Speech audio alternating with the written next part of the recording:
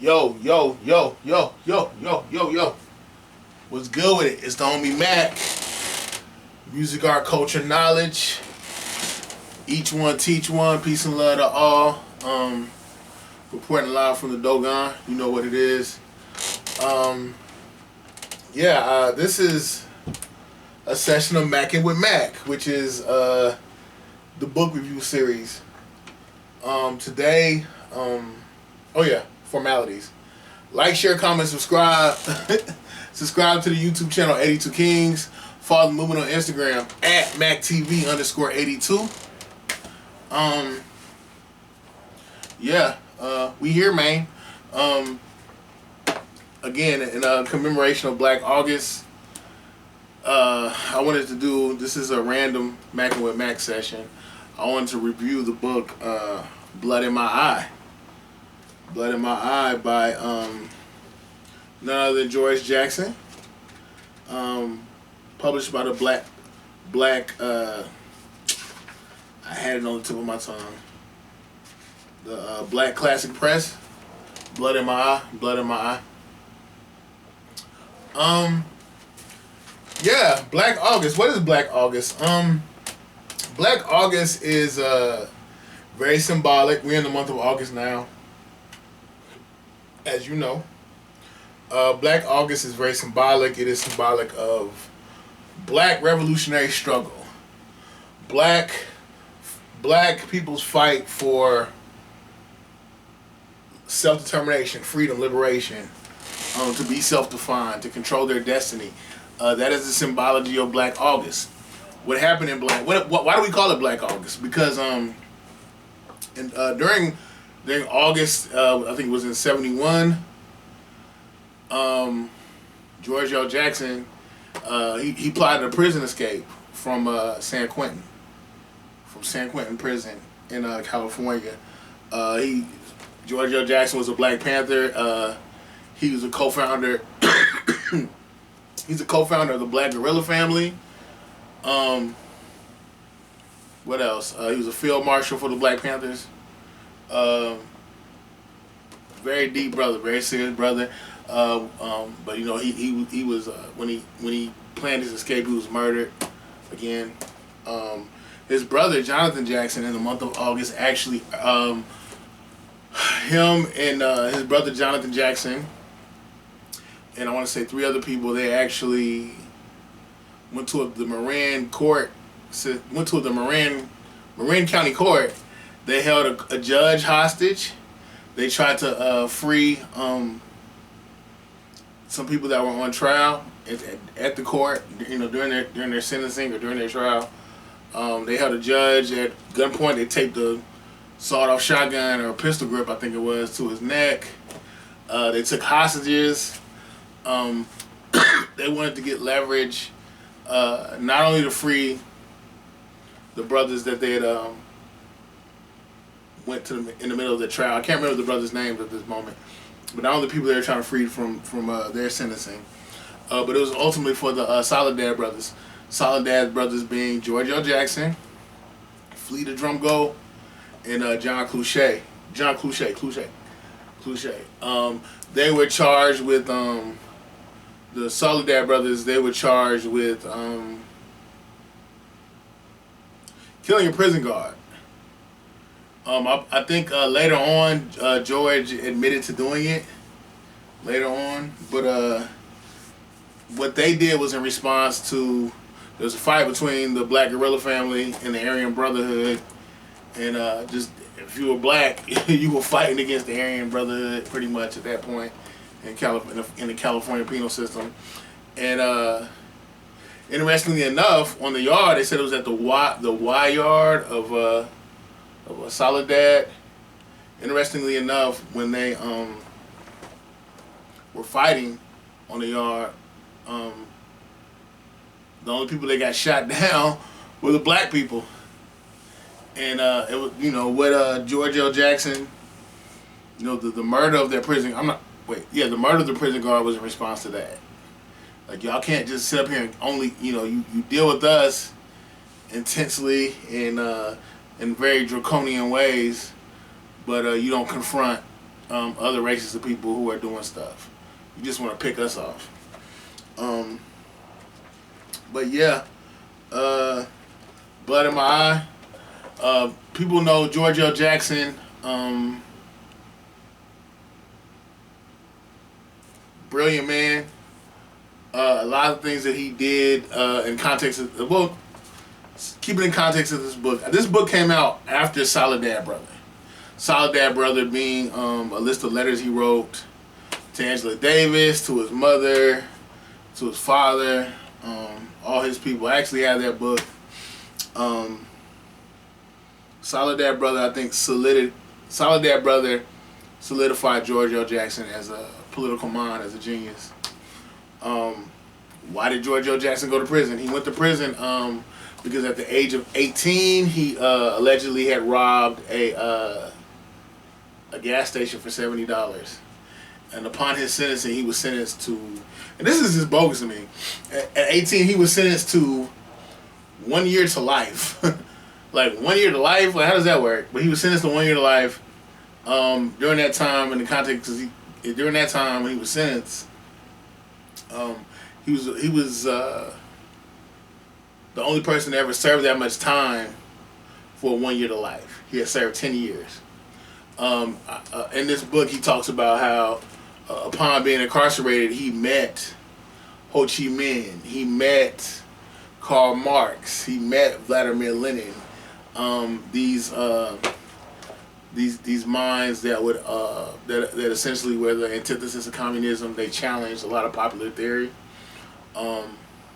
Everything here today is educational. I'm not advocating for anything other than you get the objective. Other than me giving you what's written, what's objective, what's objectively portrayed, and you decide what's what. There is no agenda other than truth. But yeah, also another reason why, I be bouncing around.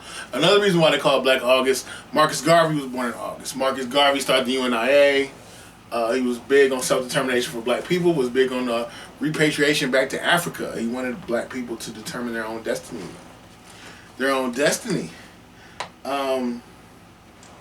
Yeah, back to the book at hand. This book essentially is, I would say, a condensed version, but more concise version of Solid Dad Brother. Solid Dad Brother is much longer than this, but this book to me speaks to the ethos of Brother George Jackson's paradigm. In this book, he goes into a lot of political theory. A lot of it is challenging capitalism. Naturally, you like Marx, Lenin.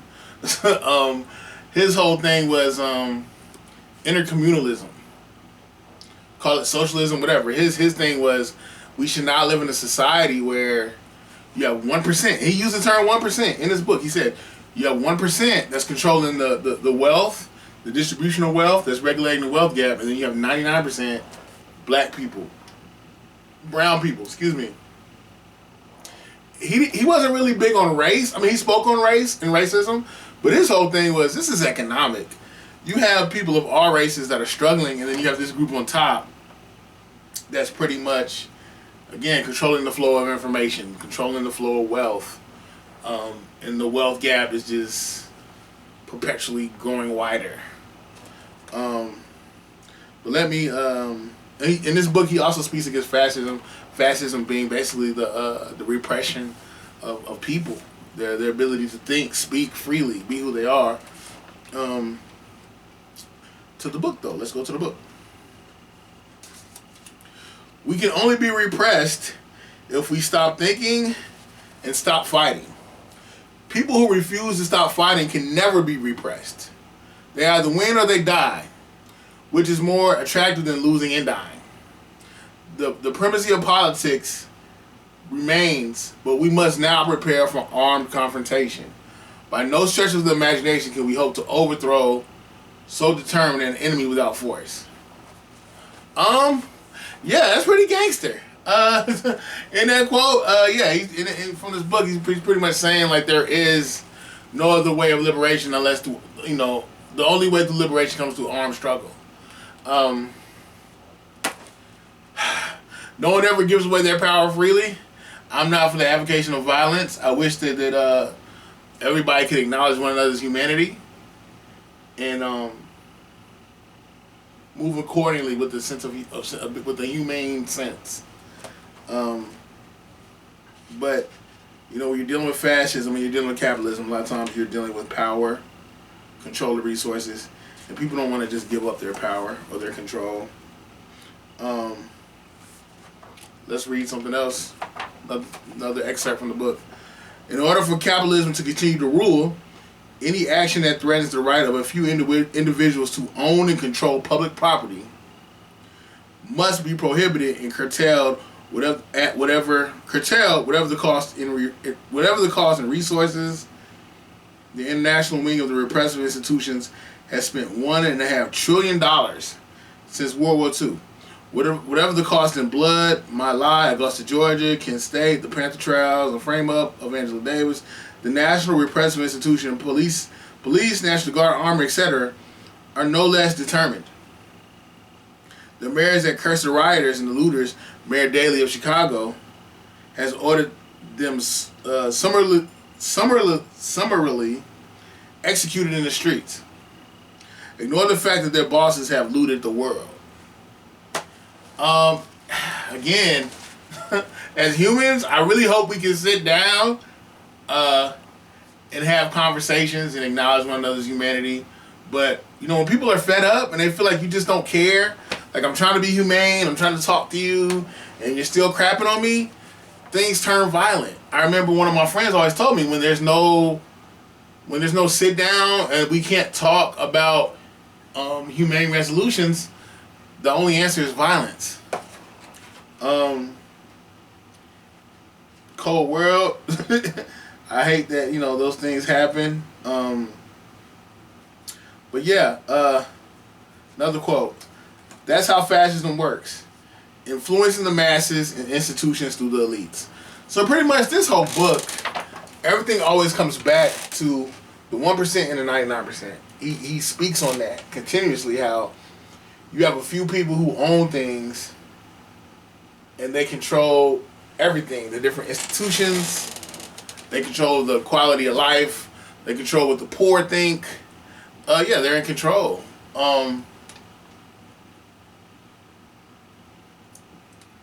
Yeah, it's very dire. It's very inhumane. But I think at the end of the day, what we're dealing with is greed. Greed, greed, greed, greed. A lot of people are greedy. But this earth is, the earth is resourceful enough. The earth is resourceful enough for everyone to be okay. There is no excuse for why children are going to bed hungry, why people are living under bridges. There are enough resources for everyone to live, to be self-determined, and to be happy. But greed gets in the way of that. Intercommunalism, you call it socialism, what have you, that's pretty much is what's disseminated through this book. We all need to take care of each other, look out for each other. No one should struggle, no one should starve, no one should go without. And I think that's very humane. But when you're dealing with capitalism, a lot of times it's more about just ownership and just getting whatever I can get. Consume, consume, consume. Let me quote one more thing from the book. One more text from the book. One more text. One more piece from the book I want to read to you guys. Revolutionary change means the seizure of all that is held by the 1%. And the transference of these holdings into the hands of the remaining 99%. The problems of the black colony and the brown colony, those of the entire 99% who are being manipulated, can never be redressed as long as the necessary resources for their solution are the personal property of an extraneous minority motivated solely by the need for its own survival. That says it all.